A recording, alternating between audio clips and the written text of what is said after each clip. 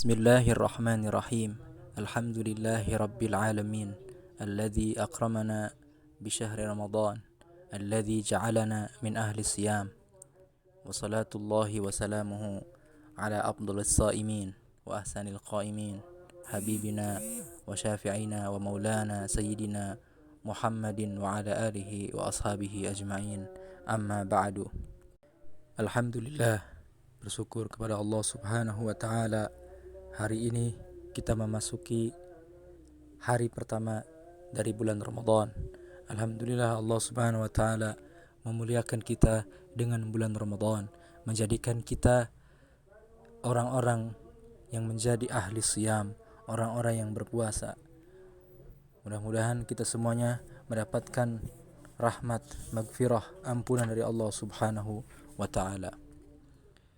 Berbicara mengenai puasa, di dalam puasa kita perlu mempelajari cara puasa.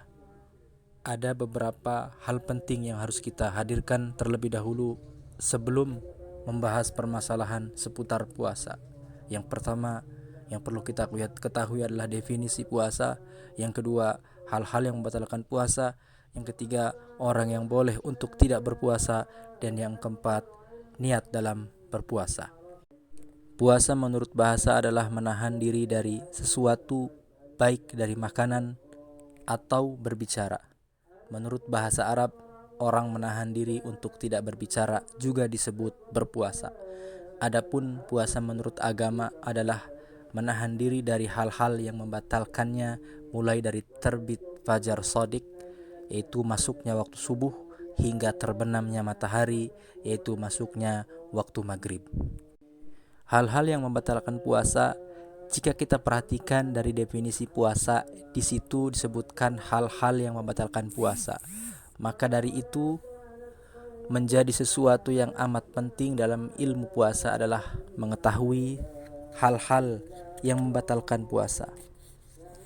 Hal-hal yang membatalkan puasa ada 9, yaitu yang pertama adalah memasukkan sesuatu ke dalam salah satu 5 lubang.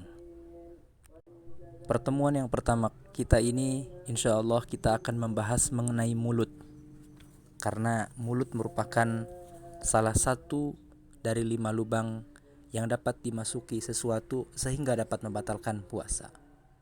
Hukum memasukkan sesuatu ke lubang mulut ini ada 4 hukumnya, yaitu yang pertama membatalkan, yaitu di saat kita memasukkan sesuatu ke dalam mulut kita dan kita menelannya dengan sengaja dan kita sadar bahwa kita sedang puasa. Jadi yang menjadikannya batal adalah karena menelan dengan sengaja. Maka dari itu, jika ada seseorang memasukkan permen atau es krim ke dalam mulutnya, maka hal itu tidak membatalkan puasa, asalkan tidak ditelan.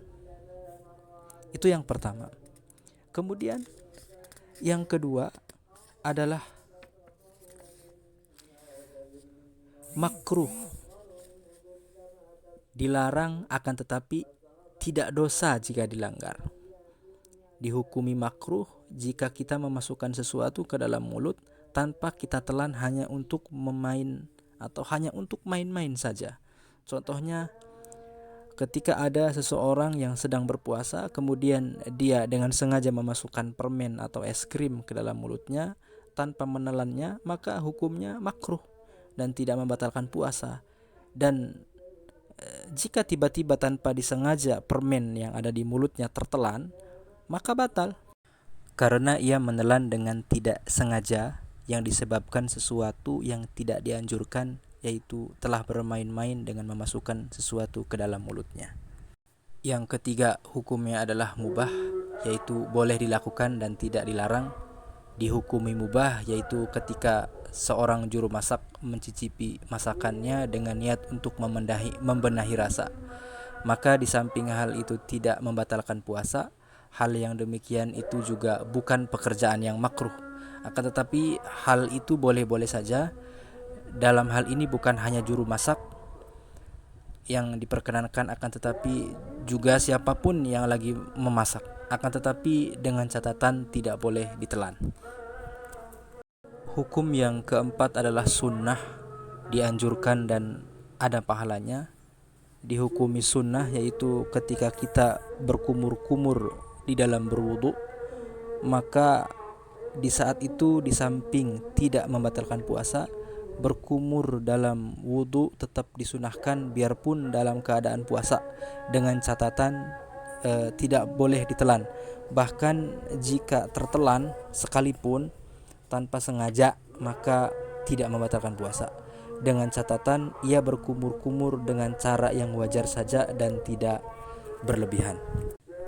Pertemuan kali ini kita cukupkan membahas mengenai lubang mulut, dan insya Allah untuk berikutnya kita akan membahas pertemuan berikutnya yaitu 4 lubang yang lainnya.